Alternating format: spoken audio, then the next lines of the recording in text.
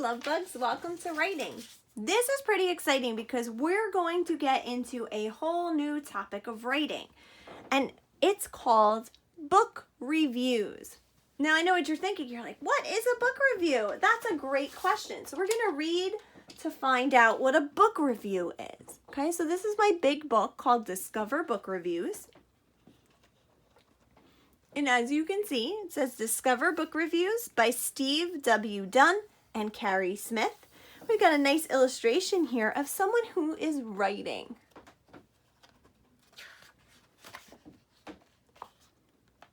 Okay, so I'm going to be reading over here first. What is a book review? Just like the question you have in your minds, love bugs. A book review tells about a book. A book review tells what the writer thinks about a book. This is an opinion. So when you read a book and you say that you like it or you don't like it, that's your opinion. So a book review tells what the writer of the review thinks about a book. Now you might be saying, okay, so I can write this, but who reads these book reviews? Who reads book reviews? Many people read book reviews. Some people read reviews to help them choose a book. So maybe they see a book that they like at the library, or they see it on the computer and they want to buy it. And before they buy it, they say, you know what, let me read what other people thought of the book. And they read people's book reviews to see if it sounds like a lot of people liked it or not. Okay? So that's what a book review is. All right?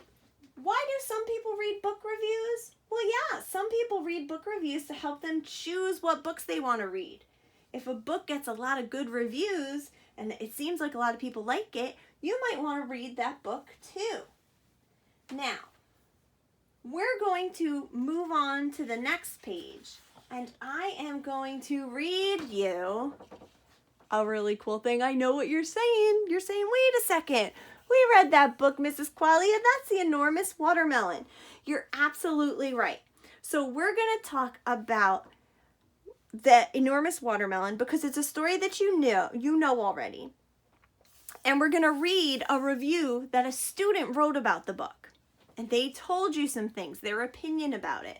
And it's great because you know the book too. So you can see if you agree with their opinion or not. Okay? Let's see. What should you include in a book review?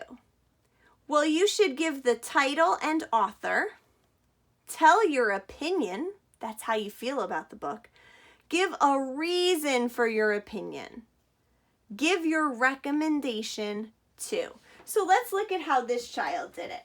Well, first it says you should give the title and author. So down here the child said, I read The Enormous Watermelon by Brenda Parks. So they told us the title and they also told us the author. Then it said, tell your opinion. Your opinion is how you feel about the book. So this child said, I like the fairy tale characters.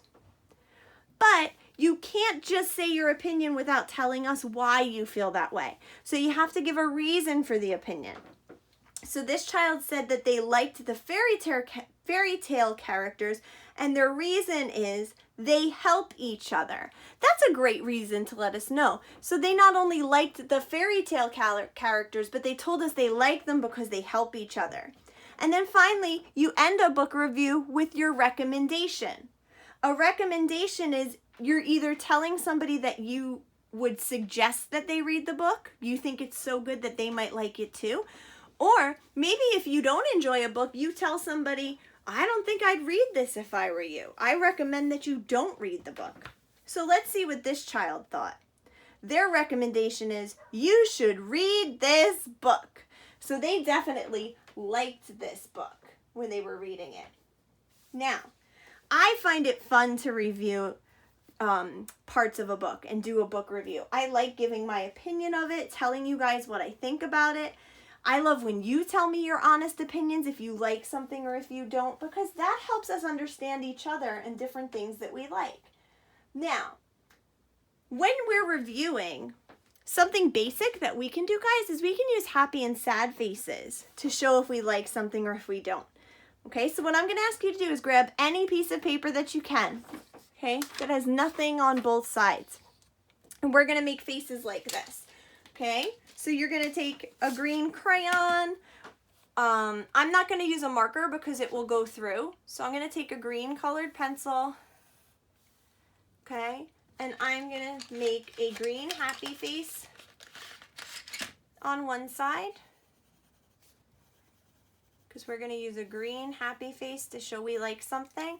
And I just do like real quick coloring for my happy face. So everybody can see the green side means you like it. And when you flip your paper over, you're going to make a red sad face. That's going to stand for if you don't like a book or a story. Okay. That's my unhappy face. Because you know what? We don't always love everything we read, and that's okay. We just have to have reasons to describe why and explain why we didn't like it. Okay? So if you need a little time to finish your picture, that's fine. Just pause the video and come back when you're ready. You should have a flip paper of a green smiley face on one side, a red frowny face on the other side. Very good. So, what parts of a book can you review when you want to review it? You can review many parts of a book. You can review the characters and say if you like them or if you didn't like those characters. Maybe there's a character you love and there's a character in it you don't like at all. That happens sometimes. Story events. Story events are the main things that happen in the story. So you could tell us what parts you liked and what parts you didn't like about a story. You could even talk about the illustrations. Pictures that you liked, that the artist illustrated, pictures that you didn't like. These are all our opinions, and they're all great to have. Now, love bugs, the last thing we're going to do today is I'm going to read you a story called Where's Molly? And then at the end of this story, you're going to use your happy and sad faces to show me opinions of your characters from the story, things that happened in the story, and also you can use them to, talk about the illustrations too. Okay, you can hold them up for me. All right? So love bugs, have these nearby for the end of the story, okay? How do you write a book review? Well, first you have to read a book. So the book we're going to be reading and writing about this week is Where's Molly? Where's Molly is by Carrie Smith. Sam had a cat named Molly. Sam loved Molly. He played with Molly every day. But one day, Sam could not find his cat.